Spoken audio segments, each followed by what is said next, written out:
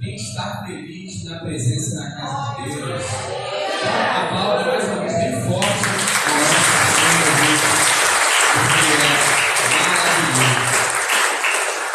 Coisa maravilhosa é o que Ele faz, tem feito pelas nossas vidas. Nós vamos para uma breve meditação na palavra do nosso Deus e possamos continuar nesse mesmo espírito de alegria e de gratidão ao nosso Senhor. Tá bom? Eu vou estar lendo aqui em 1 Coríntios, capítulo 10. Se você quiser funcionar dentro que está até agora, mas que o nosso coração possa estar reverente a Deus. Primeira carta de Paulo aos Coríntios, capítulo número 10.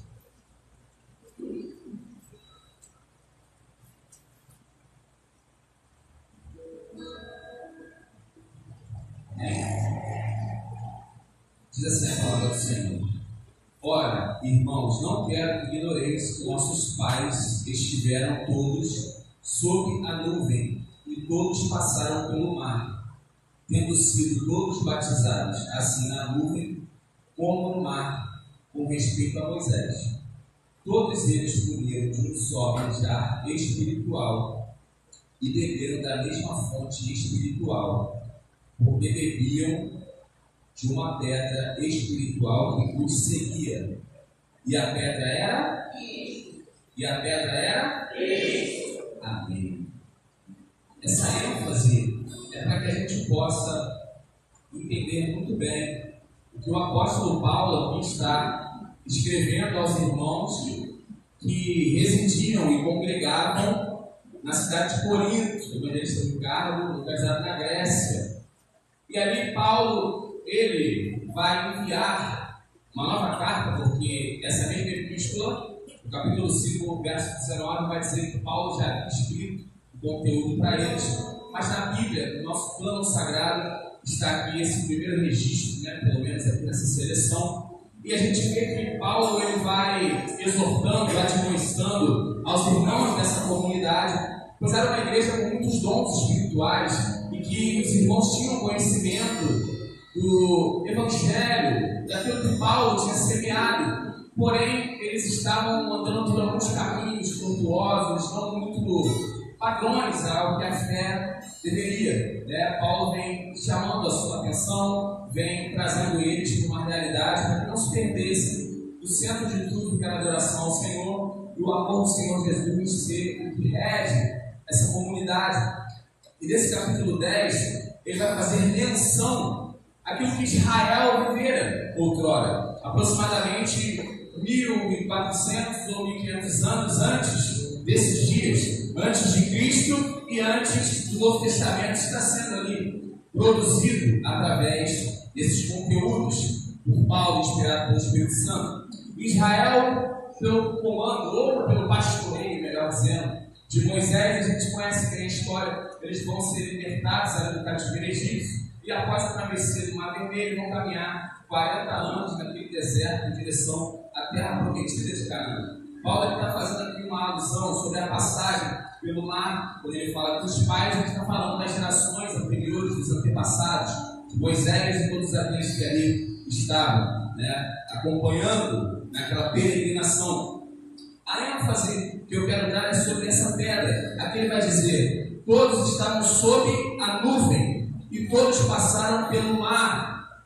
E ele faz essa figura de linguagem como o batismo ali sendo representado, tendo sido todos batizados assim na nuvem como no mar. E todos eles comeram de um manjar espiritual. A gente sabe que pela travessia do deserto, enquanto eles estavam ali, Deus estava provendo. E todos os dias caía uma porção chamada maná, a qual a gente vê também no Novo Testamento essa testificação. E ele vai falar sobre uma fonte espiritual, vai falar sobre beber. Então, nós podemos agora voltar um pouco nessa história e lembrar que Deus também provia água em meio ao deserto. Você está acompanhando bem? Está conseguindo andar junto? Porque o andar junto é o fundamental, como Israel ali foi caminhando. Mas nós não podemos andar daquela forma, incrédulos e desobedientes, o que fez aquele povo ficar 40 anos no deserto. E os homens de guerra, Eles não entraram no Egito. Não entraram em Canaã. Os homens de guerra que saíram do Egito não entraram em Canaã. E a palavra vai dizer porque eles desobedeceram. A palavra do Senhor foram incrédulos. Porém, nós precisamos aprender, inclusive, com este erro também, para que a gente possa ter como lição e base e não venhamos a repetir esses erros e outros que a Bíblia nos mostra e que a vida também deixa bem claro. Então, assim como eles comiam daquele maná diariamente, e na oração do Pai Nosso, Jesus faz uma menção ainda, ele fala: o pão nosso de cada dia nos dá hoje. Isso remete àquele maná, a qual era uma porção diária, e Deus mandava não acumular, mas para que eles contassem com a provisão na confiança da fé que o Senhor proveria. E essa água, que a gente sabe que uma vez Deus dá uma ordem e vai dizer para que Moisés fira a rocha. E aí Moisés vai ferir a rocha e nenhum mal acontece. Isso no capítulo de número 17. Numa segunda ordenança, Deus, o obreiro Lúcio, manda que Moisés fale a rocha, Números capítulo 20. E só que Moisés ele não fala a rocha, ele normalmente fere a rocha. E dessa segunda vez, por conta dessa atitude, lá na frente, às portas de Canaã, antes da travessia do Jordão, a Bíblia vai dizer que Moisés ele não vai entrar, ele contempla a terra prometida do alto, onde ele vai morrer, mas ele não entra na terra de Canaã. O interessante é que a primeira ordenança é para que ele fira, é para que ele machuque a rocha. A rocha, Paulo aqui está dizendo que aquela pedra espiritual representava Jesus Cristo, que é a nossa rocha, a nossa pedra fundamental, nosso alicerce. Interessante que Paulo vem da escola dos fariseus. Os fariseus eram um grupo religioso, um dos quais mais perseguiram Jesus em seus dias. E aí a gente sabe que eles surgiram num período chamado intertestamentário ou interbíblico, que é aquele intervalo de 400 anos entre o profeta Malaquias e o evangelista Mateus. Ali surgem esses grupos, como os essênios, como os saduceus, entre outros, e os fariseus. E Paulo, a gente vê pela Bíblia, ele mesmo afirma que foi ali ensinado aos pés do doutor Gamaliel em Jerusalém. Então ele era um fariseu de fariseus. A escola dos fariseus no período intertestamentário, ela já defendia, e tem um contexto chamado Talmud, que é um compêndio de livros dos judeus. São discussões dos rabinos acerca da lei, dos costumes e da história judaica. Ali os fariseus já defendiam que a pedra no deserto era Jesus. E Paulo, como ele estuda nos seus dias, vem da escola dos fariseus, ele sabe que o seu próprio ensino, doutrina e livros já falavam sobre isso. Agora, o grande diferencial que Paulo traz aqui é que ele vai dizer que a pedra era Cristo. Os fariseus diziam que uma pedra seguia Israel. Amém? Você está ouvindo bem? Os fariseus já diziam isso. O Talmud fala isso. Essa coleção de ensino fala isso. Que havia no deserto uma rocha que seguia Israel. Só que Paulo vai direcionar, e ser certeiro, ele vai dizer: esta pedra. Os fariseus não diziam quem era, mas ele está dizendo: aquela pedra que os antigos já falavam sobre ela, que seguia o povo de Israel, essa pedra era Cristo, aquele que morreu crucificado, mas ressuscitou por mim e por cada um de nós. Agora, o interessante é que Moisés, ele ferindo a pedra, está representando Jesus. 1400 anos depois, sendo ferido, até mesmo por fariseus, pelo sistema religioso, morrendo pelos nossos pecados, e vai verter água ali para o povo beber naquele deserto. A segunda ocasião, quando Deus fala primeiro no deserto, e depois no deserto, dizia em Cades Barneia, já é um lugar diferente. Só que a pedra é a mesma, e por isso se tem algumas linhas de pensamento. Como pode ser a mesma rocha se os locais são novos? Se você ler a Bíblia no Antigo Testamento e esses números, não é no mesmo lugar que a pedra ferida. Então se levantam algumas suposições. Será então que essa rocha fala de uma grande montanha que tanto estava ali no deserto de Refidim e também em Cades Barneia? Era uma montanha grandiosa que compreendia esses dois lugares? Não. E eles pensavam que era uma cordilheira, mas ali não tem cordilheira. As montanhas do deserto de Sinai são secas. Essa possibilidade não existe, não sairia água dali, mesmo sendo um milagre. O contexto não é esse pela geografia e pela geologia do lugar. E também se levanta-se uma hipótese: será então que essa pedra era um símbolo de algo que eles conseguiam carregar, era uma pedra portátil, pequena, quem sabe levavam ali com eles, e quando Moisés pedia pedra de água, também não era isso, porque senão não reclamariam, quando tivessem sede, cadê, seria simplesmente um amuleto que vai lá Moisés pede para beber água, também não era isso.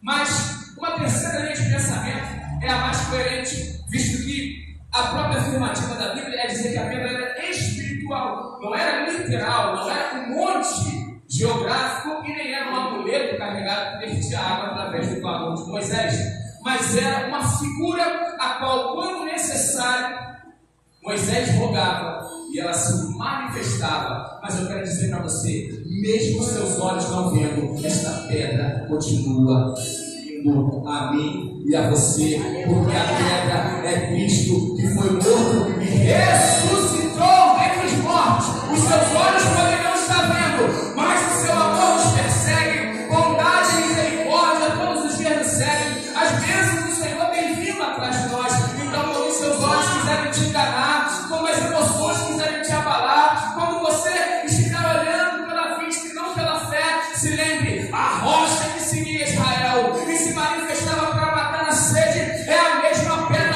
viva e ocular, que se eu clamar, vai matar a minha sede. Se eu viver nele, ele disse para a mulher samaritana, se tu beber da água do poço de Jacó, do patriarca, tu volta a ter sede. Se tu beber da água de Abraão, tu volta a ter sede. Se você beber da água das religiões, você vai voltar a ter sede. Se você beber da água dos mundos, multiversos, de todas as gerações que possam te oferecer culturais, você não vai saciar nunca a sua sede nas coisas dessa terra e nada vai poder preencher o seu espírito, mas só um. Ele disse, se tu beber da água que eu tenho para te dar, eu sou a rocha que verte água no passado, como foi dito ontem, hoje e eternamente. Essa rocha continua hoje, e se tu queres de fato não ter mais sede, se tu quer que a tua alma seja de fato descedentada e você tenha o seu saciar pleno, peça, porque vai verter água para a tua vida e você vai sair daqui saciado, satisfeito, banhado, refrigerado, e Deus vai encher a tua vida com essa água poderosa,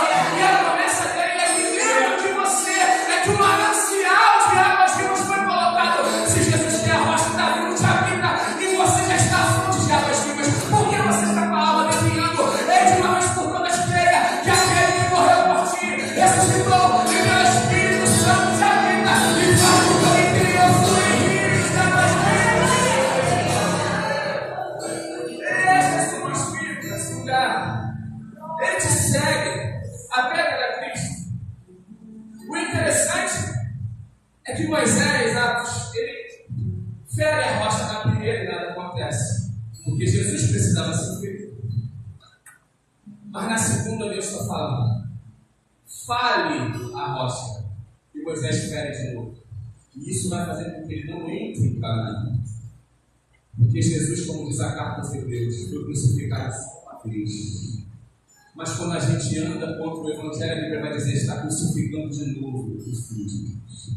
E aí já não há mais esperança, porque não há outro sacrifício. Ou você fica com um único sacrifício válido, ou nenhum outro pode te gerar novamente para arrependimento. A única transformação e mudança de mente é pelo Evangelho, é pela palavra da vida. E só há um sacrifício, não de bodes, não de cardeiros, não de galos, e nem de outros cordeiros que já o representavam na antiga aliança. Não é mais isso. O Cordeiro de Deus, que tira o pecado do mundo, e que nessa noite fala para você, dos teus pecados eu não me lembro mais, porque o espírito de dívida foi rasgado. O Cordeiro de Deus que diz primeiro João capítulo 2, filhos, não pequeis, porém se pecar, todavia tem um advogado junto ao Pai intercedendo por ti. Ele é a propiciação, o favor, o sacrifício único de um Deus único, de um caminho único, de uma verdade única e de uma vida única abundante.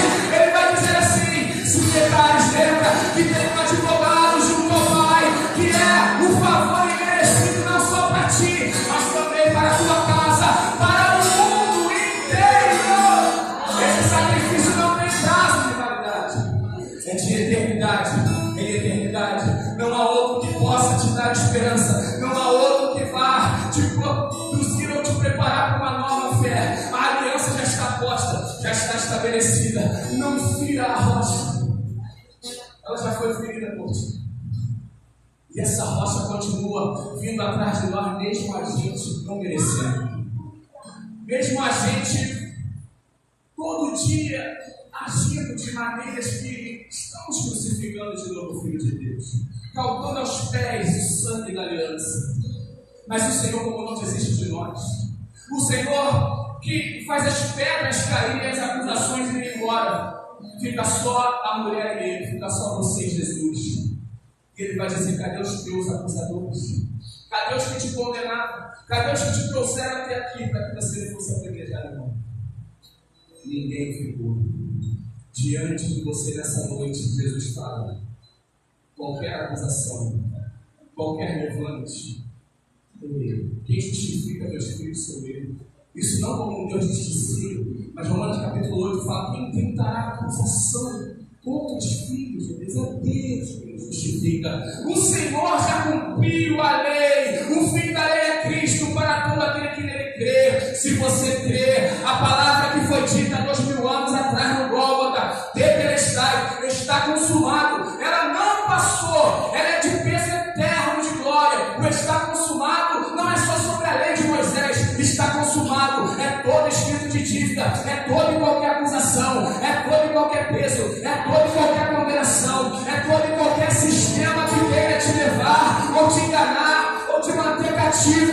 Tudo está pago na cruz do Calvário. Se você não se satisfazer com o que na cruz foi feito, não há outra esperança para ti. Mas se tu verteres os teus olhos somente para aquele que é o único digno, o único Senhor, o único que é Emmanuel, Deus conosco. Abraão não pode ser crucificado por ti, Isaac não pode ser o primogênito morto. Era só o teste da fé de Abraão. É Deus que proveu o carneiro que estava com o chifre preso nos arbustos, que já representava Jesus Cristo com a coroa de espinho preso no madeiro que veio da árvore, que é a cruz. Ele é a propiciação em teu lugar. Você não precisa se desesperar.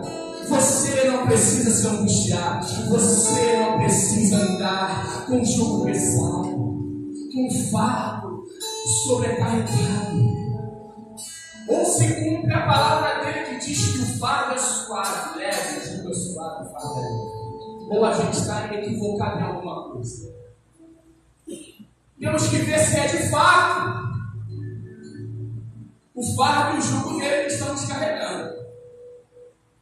Porque se você está carregando algo que está te gerando para a morte, e você não consegue ter saúde e vida abundante na alegria do Senhor, reavalie que tipo de peso você está carregando, e muitas vezes dizendo que é Jesus. Marta, tu está fazendo tudo por mim, mas quem disse que eu preciso dessas coisas? É Marta que abre a porta, é Marta que está lá fora e se atenta para Jesus chegando, é Marta que faz o convite. É possível você ter tido toda essa atitude de Jesus ter entrado, mas ter dentro, você está ansioso, andando para um lado e para o outro. Aqui, Senhor, prepara mais pão, Senhor. Aqui, Senhor, a mesa está posta, Senhor. Aqui, Senhor, é para ti, Senhor. É tudo por ti, Senhor. É para ti, Senhor. E está para um lado e para o outro correndo. Quantas vezes as nossas muitas ocupações, para que a gente possa fugir daquilo que de fato é a única coisa que Deus quer que a gente faça, que é viver como Maria, sentada, prostrada aos seus pés, pensando que ela ali estava, Marta, servindo ao Senhor, mas na verdade Jesus disse: fui eu que entrei para servir você. A sua irmã, ela escolheu a melhor parte, estar aos meus pés, sendo servida pela minha palavra, sendo alimentada pelo meu espírito, sendo direcionada pela minha voz. E olha, você tentando me alimentar, tentando matar a minha sede, Marta. Eu sou a rocha, o manancial é mais vivo. É você que tem que estar na minha mesa. Aí tudo te vai bem. Pode ser difícil a jornada, o ministério tem suas cobranças, seu peso, a caminhada, mas Ele é o nosso refrigério, a nossa paz. Mesmo Paulo vai dizer: as tribulações são leves e momentâneas, e não se pode comparar com o peso de glória do Senhor na nossa vida, na vida eterna. O paralítico no tanque de Betesda, e a gente vai terminar. O nome do lugar é Betesda, Casa de Misericórdia. Mas imagina você estar dentro da casa de misericórdia. Escute isso. Mas você está ali há 38 anos e não consegue um milagre. Não consegue que ninguém tenha misericórdia de ti. São 38 anos dentro da casa de misericórdia, mas ninguém tem misericórdia e não se compadece de um paralítico que não consegue chegar sozinho àquela água parada e morta, que precisa de um anjo para descer e movimentar. Mas tudo bem, os anos passam, ele continua paralítico, a misericórdia parece não visitá-lo. Só que Jesus ele chega, e quando Jesus entra no ambiente, ele mostra para você que casa de misericórdia não basta o nome de um lugar assim se chamar. Se não tiver atitude de misericórdia, pouco importa o nome do lugar. Se não tiver gesto de amor, o que quer dizer para ser visto ou tido como templo de Deus? Eu preciso ser casa de misericórdia com ações, porque de rótulos ninguém vive eternamente. Eu preciso ser casa de piedade, e é o fruto que vai ser, não é o nome, não é o que eu digo, mas é o que se manifesta. Porque Jesus não nos amou de palavras. Se Deus nos amasse de palavras, não estamos aqui. Mas Ele deu o seu único Filho em nosso favor, para que todo aquele que nele não pereça, mas tenha a vida eterna. É um amor com atitude. Filhinhos normalmente param com ações, seja com a sua mão fingido, mas um amor vivo como viva é a água do Senhor. Jesus chega lá e aquela água está parada. A água se movimenta, mas nunca para o paralítico. Talvez tenha a pessoa ouvindo essa palavra nessa noite dizendo: eu vejo a água se mover porque meu irmão. Eu vejo a água se mover para outro que chegou até depois de mim. Eu estou aqui mais tempo e não acontece para mim. Eu vejo o anjo, até vejo o anjo, até vejo a água mexer, mas nunca é para mim que o anjo mexe a água. E parece que ninguém quer me pôr lá, porque parece que quando farinha é pouco, eu pirou. As panelas só se ajudam e nunca eu consigo nada. Jesus está dizendo: ainda que seja um paralítico e não tem ajuda de ninguém, eu já desci, já me manifestei como Emanuel, o Deus que se encarnou e que entrou na sua história para mudar o seu quadro. Não fique esperando o movimento de uma água parada e morta. Ele não precisa nem de anjo para mover as águas da sua vida, porque é o próprio manancial de águas vivas. Ele não precisa de virar ninguém. Se ele quiser, e se ninguém te ajudar, você pode clamar. E se ele se apresenta diante de ti nessa noite, não perca tempo dizendo: mas Senhor, há 38 anos eu estou aqui, ninguém me ajuda. Jesus quer que você seja direto com ele. O que tu queres que eu te faça? Tu quer ser guiado? Quer levantar a mão, chegar também e sair daqui andando? O que não se resolveu em 38 anos, em menos de 38 segundos pode acontecer, porque nós temos a palavra daquele que é. Ele aqui com você aqui, a presença dele está no meio do mundo. Essas águas mortas, jovens, não precisa de anjo hoje para descer e mover. Jesus está dizendo: eu sou a fonte de água que se move em tua direção. Eu sou a pedra que te segue antes da fundação do mundo. Olha como eu venho te seguindo e você não percebe. Olha como eu venho te seguindo, mas você me fere de novo. Mas mesmo assim eu não desisto de ti. Eu vou atrás de você. Porque eu não quero só 99. Eu quero sério, meu Cristo. Ele não abre mão de ti. Você é importante para ele. Foi por ti que ele morreu. Não é isso, não é um sacrifício por todos, mas o sacrifício é por ti. Aleluia. O sacrifício é por todos. Quantas vezes bradamos: Deus amou o mundo de tal maneira. Aí daqui a pouco a gente olha para nós mesmo. Você é esse mundo.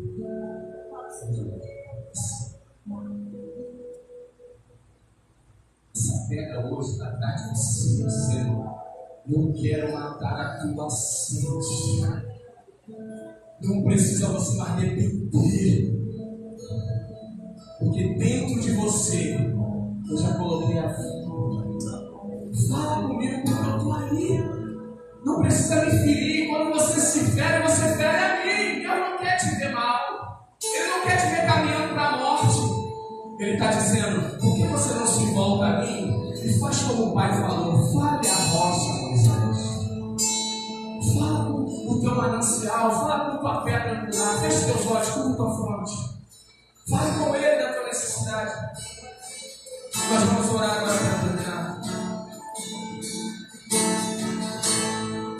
Jesus está vivo aqui agora diante de você, dizendo: se tu construires a tua casa em mim, pode vir o vento e for, mas não se alicerce na areia, não.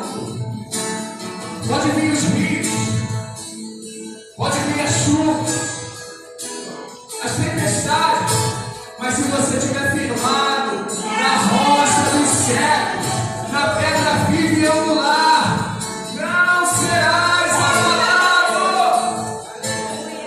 Irmãos, sejam firmes e constantes, sempre abundantes na obra do Senhor, sabendo que no Senhor o seu caminhar, o seu trabalhar, o seu viver não é em vão, como diz essa mesma carta aos Coríntios. Fale com ele agora para a gente terminar. Peça para ele. Não se desespere. Ele é o teu socorro bem presente na hora da angústia. Essa palavra não é mais uma palavra. A palavra de Deus nunca será só mais uma palavra. Ela é a palavra de Deus. É a pedra. É a rocha. É a água da vida. E nós estamos debaixo dessa nuvem. Essa nuvem de glória nos conduz. E em nome de Jesus, nenhum de nós se perderá. Nós vamos te obedecer, Senhor.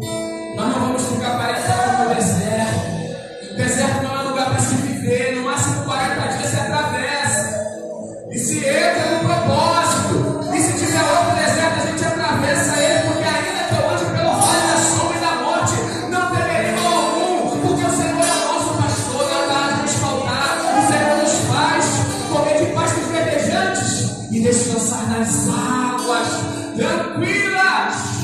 Não precisa anjo vir agitar as águas, porque as águas tranquilas e mansas do bom pastor, essas precisam agora fluir de dentro de ti. Creia nisso nessa noite. E em nome de Jesus tu sairá dessa casa de misericórdia, de pé, levando o teu leito na mão. O que te paralisou e te matou até aqui não tem poder para continuar te matando, a não ser que você queira. Beba hoje dessa água, receba hoje essa cura. Saiba hoje que você não está sozinho. E que o Senhor é o Senhor da sua vida. Não há outro nome e não há outro sacrifício. A graça dele te basta, é suficiente. O sangue vertido na cruz do Calvário é o suficiente. Não precisa de mais nada. É esse evangelho, meu Deus. Esse Deus que é único, esse poder que é vivo e eficaz hoje, que te fez alguém de pé, firme, capaz de vencer as dificuldades, de superar as provações. Tudo ainda contribui para o bem dos que amam a Deus. E se você ama a Deus, de fato, de verdade, Deus inspirou agora 100% da sua confiança nele. E nenhum mal te sucederá. E ainda que te alcance qualquer coisa, ela já será morta. Porque aquele que venceu a morte, habita em você e já se deu vida eterna. E não é hoje, curador, milagre, poder de Deus, inspiração. Receba a restauração de Deus. Não sai da cabeça baixa, entra a sua cabeça. Olha para ele, ele está às portas e ele não desistiu. Não tem demônio na terra e ninguém que possa te impedir de viver as promessas das águas das terras de Deus na tua vida. E ele assim declarará: só um pouco e vai entrar em Canaã, que é um carro de glória, bem alto, a pedra viva e angular. Você não vai ficar de fora, irmãos. Porque se Moisés perdeu a Canaã da terra, Deus estava dizendo: eu te amo tanto, que eu te trago logo para Canaã celestial e eterna. E lá nós vamos nos encontrar. com ele, com Abraão, Isaac, Jacó, todos os irmãos e irmãs que perseveraram nesse caminho. Você hoje é alvo do amor de Deus. Siga firme, não desista. Siga firme, não desista no propósito dele para a sua vida. Você tem isso? Faça uma aliança com o Senhor e não quebre essa aliança. E ele está aqui hoje para restaurar o que passa ter sido quebrado. A palavra dele é: vai, não peque demais, não é? Fique e morra. Levante-se hoje, é uma decisão em fé. E quem vai te sustentar é o amor do Senhor. Se você crê nisso e não abre mão de viver essas promessas, aplauda bem forte ao nome